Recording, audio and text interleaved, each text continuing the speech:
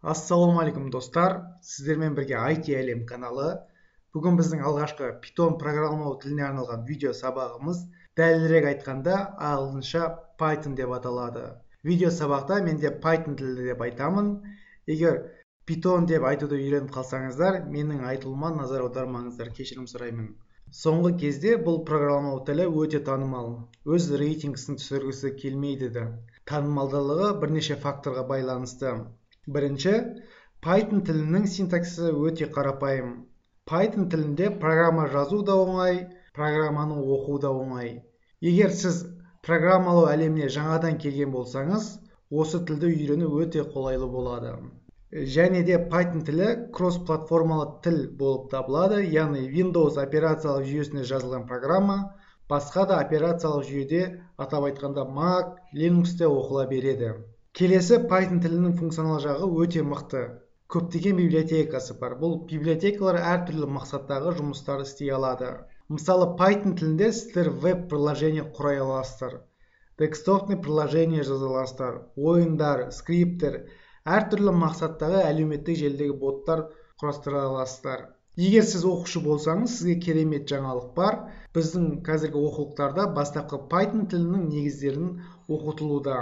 Ал Python тілінің минустарына келсек, бір версияда жазылған Python тілінің программасын басқа версиясы оқи алмайды.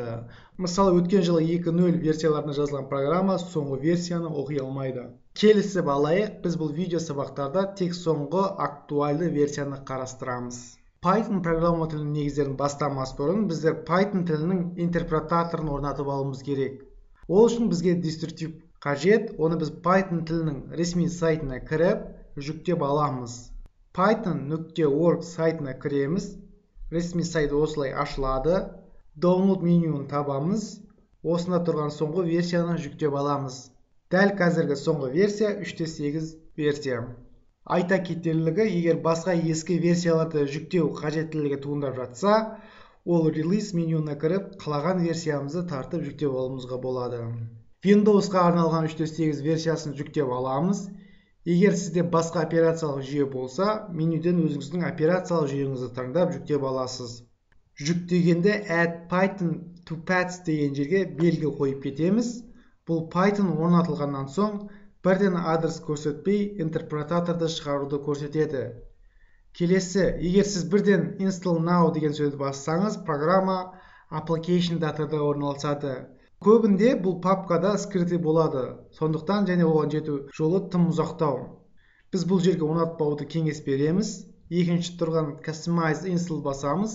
Шыққан вкладкаға ештеңе тиіспейміз, осылай қалсын. Біз бірден документацияны орнатуға, pip орнатуға, бұл жайлы кеңірек толығырақ айтатын боламыз. Келесі галочка бізде idle орнатуға рұқсат береміз. Бұл бізде блокноттың аналогы ретінде қарастыруға болады. Осында бізде программаны жазамыз. Келесі next сөзін басамыз. Бұл жерде Python программасының орналасқан жерін өзгертеміз.